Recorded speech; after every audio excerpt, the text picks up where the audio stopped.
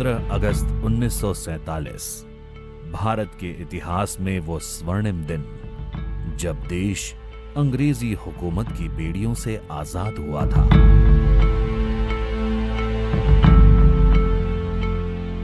अनगिनत बलिदानों के बाद हमारे देश पर से विदेशी हुकूमत समाप्त हुई और आजादी की नींव पर भव्य भारत का निर्माण शुरू हो रहा था। पर ये आजादी देशवासियों के लिए खुशियों के साथ साथ एक गहरा आघात भी लेकर आई। आजादी से ठीक एक दिन पहले यानी 14 अगस्त 1947 के दिन भारत को ऐसा गहरा घाव दिया गया जिसका दर्द आज तक देश झेल रहा है।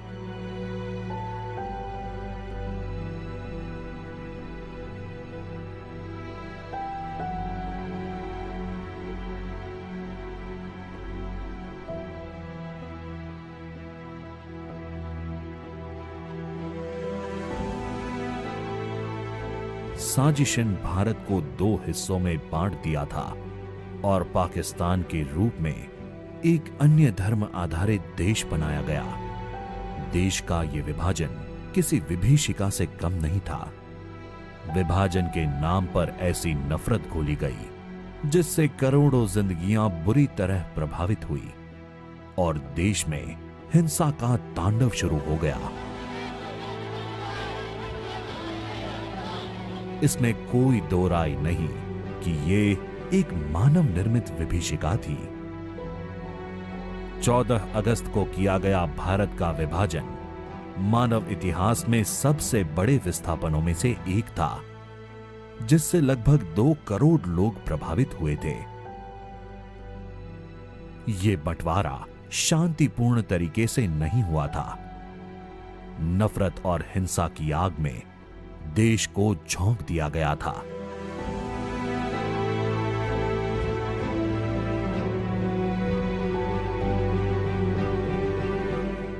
दोनों देशों के बीच बंटवारे की लकीर खींचते ही रातों रात लाखों लोग अपने ही देश में बेगाने और बेघर हो गए। धर्म मजहब के आधार पर लाखों लोग न चाहते हुए भी अपने पैतृक स्थान से दूसरे स्थान पर जाने को मजबूर हो गए। नमस्कार, उधेड़बुन में आप सभी दर्शकों का हार्दिक स्वागत है।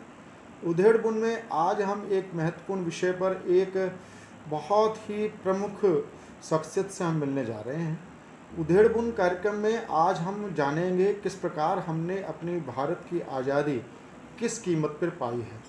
भारत की आज़ादी हमें बिना खड़क बिना ढाल से मिली है या संघर्षों से मिली है, या हमने इसकी कितनी भारी कीमत चुकाई है, कितनी भयानक विभीषिका हमने झेली है, उसके प्रत्यक्षदर्शी रहे एक बहुत ही हमारे प्रमुख वयोवृद्ध हमारे देश के प्रबुद्ध नागरिक श्री रामकृष्ण अरोड़ा जी से हम मिलने जा रहे हैं। रामकृष्ण अरोड़ा जी ने साक्षात आज़ादी हमने किस कीमत पर पाई है, आज़ादी के लिए हमारे वीरों ने कितना बलिदान दिया है, और ये विश्व का पहला ऐसा विस्थापन था, चाहे वो पाकिस्तान से हिंदुओं का आना हो या यहाँ से कुछ मुस्लिमों का जाना हो। तो मैं आपका परिचय कराता हूँ, आपसे मिलवाता हूँ श्री रामकृष्ण अरोड़ा जी। स्वागत है रामकृष्ण जी। आप उधेड़बुन कार्यक्रम में आप हमें बताएं कि किस प्रकार आपने जो विभाजन की विभीषिका है वो आपने साक्षात अपनी आंखों से देखी है।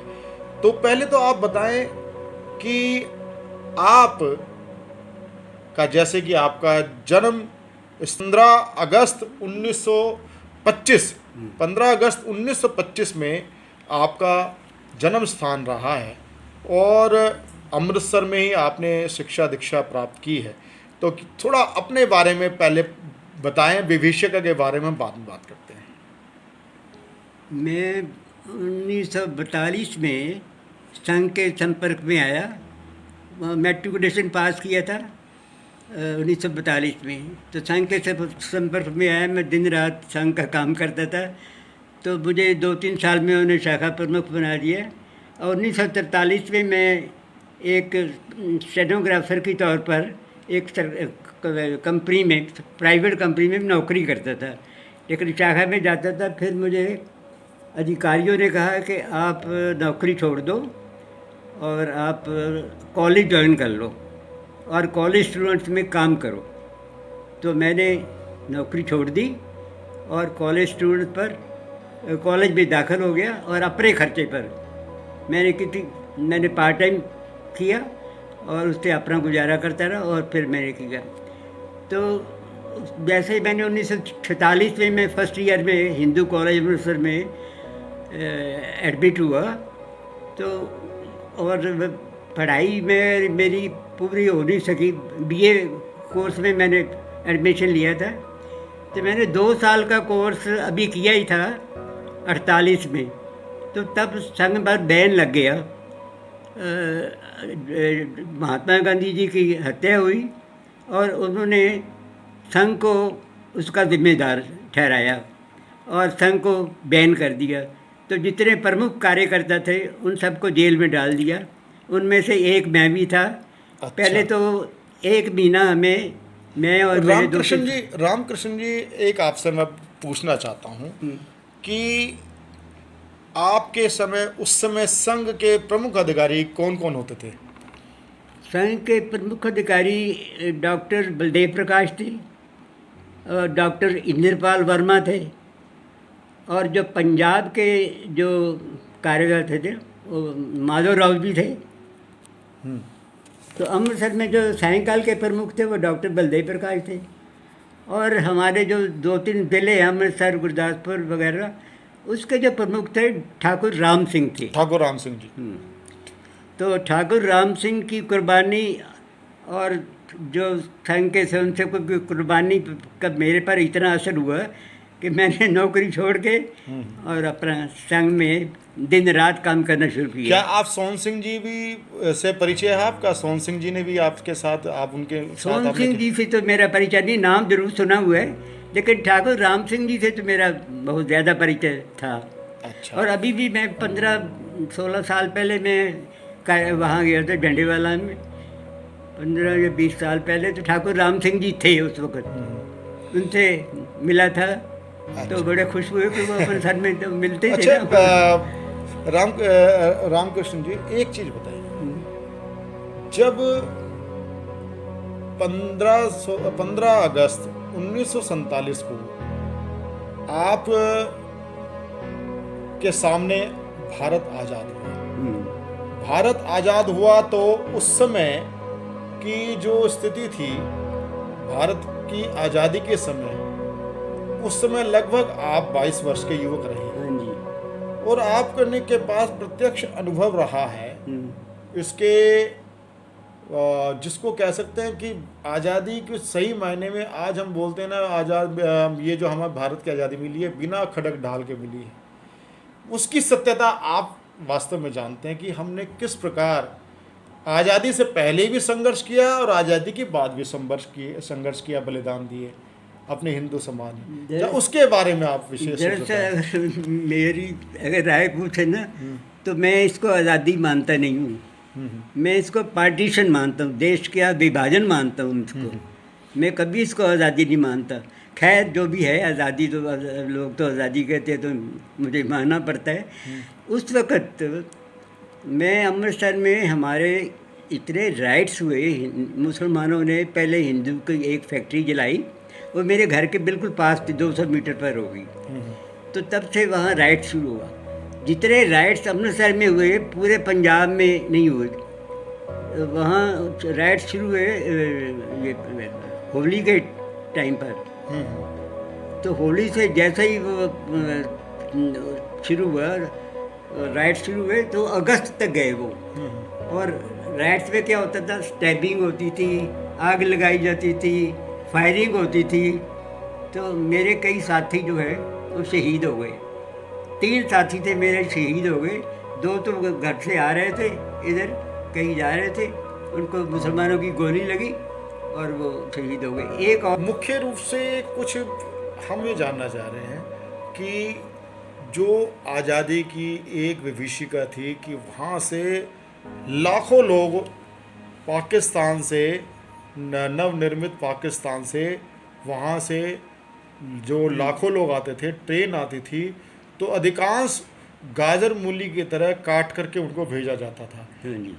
कोई ऐसा जो सीन आपने, क्योंकि ज़्यादातर वो पहले अमृतसर से होके गुजरती थी ट्रेन, तो कोई ऐसा आप वाकया बताएं जिससे आपके अंदर क्रोध की अग्नि प्रज्वलित हुई हो। तो बताया कि जो हिंदुओं को फैक्ट्री जलाई, हिंदुओं के घर जलाए, हिंदुओं को स्टैब किया, तो उससे मुझे तो वो बहुत रिएक्शन हुआ और तब भी दिन रात काम करना शुरू किया इसी वजह से। तो अच्छा, तो आप बताना चाह रहे हैं कि गांधी जी की हत्या के बाद जब संघ पे प्रतिबंध लगा, उस समय के बाद जिस प्रकार से आपने संघ कार्य किया उसके बारे में विस्तार से बताएं।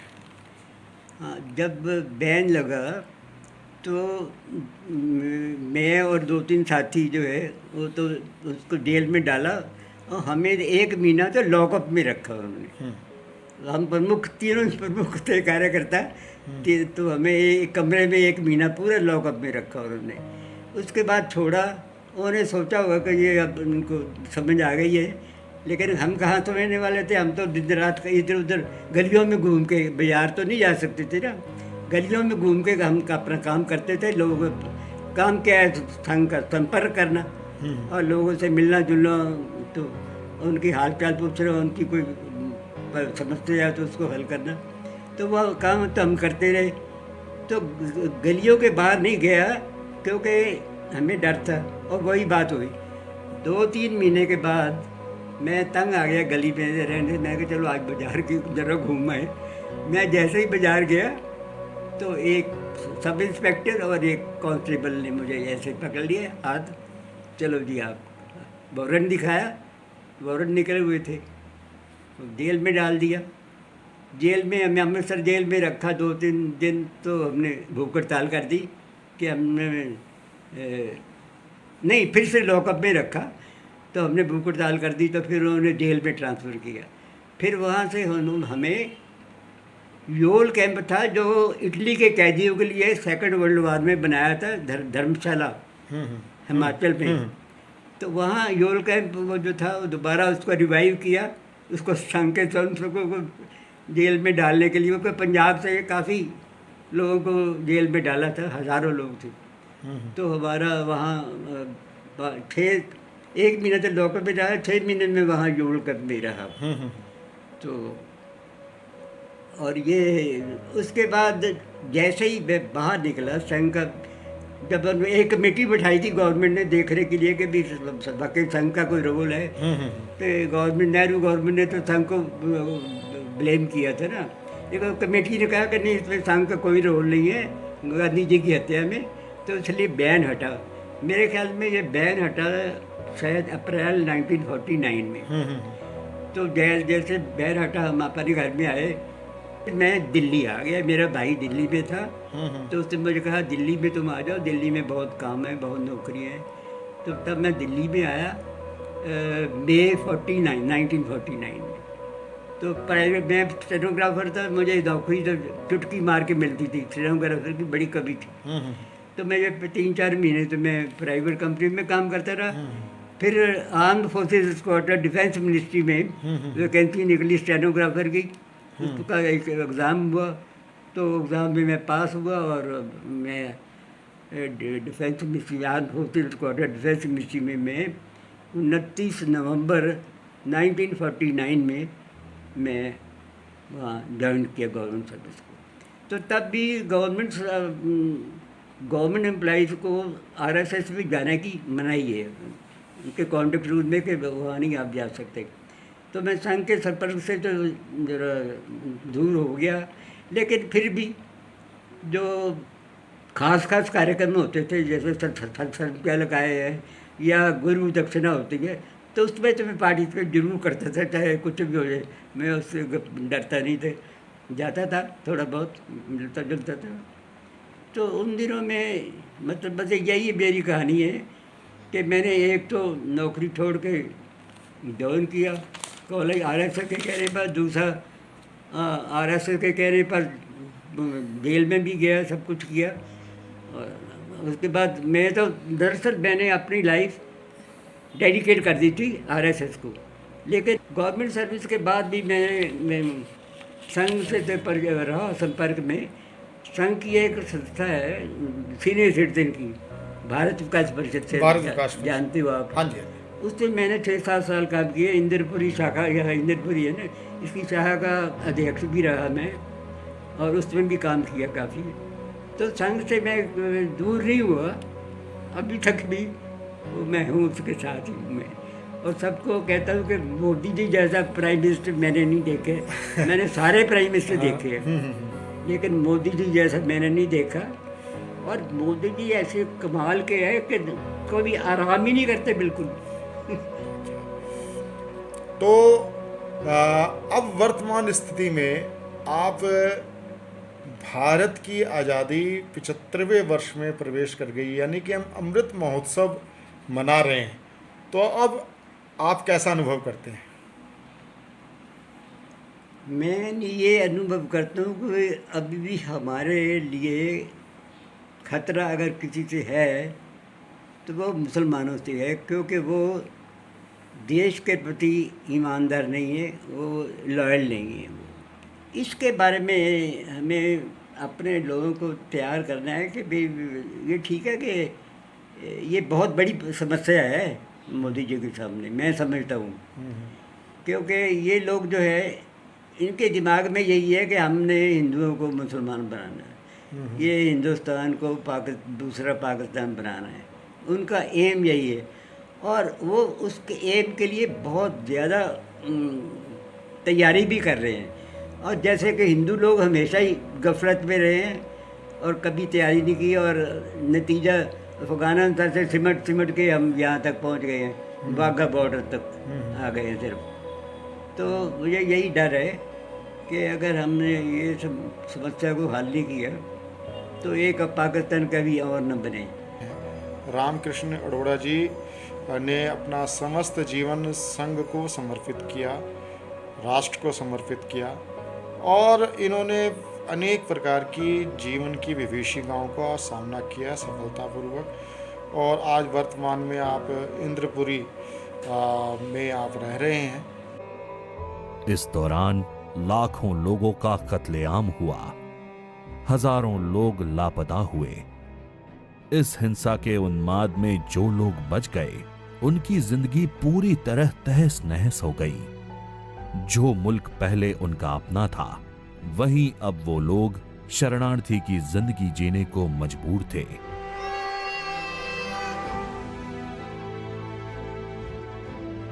ये किसी देश की भौगोलिक सीमा का ही बंटवारा नहीं था, बल्कि लोगों के दिलों और भावनाओं का भी बंटवारा था। इसीलिए ये दर्द आज तक देशवासियों के दिल में हरा है।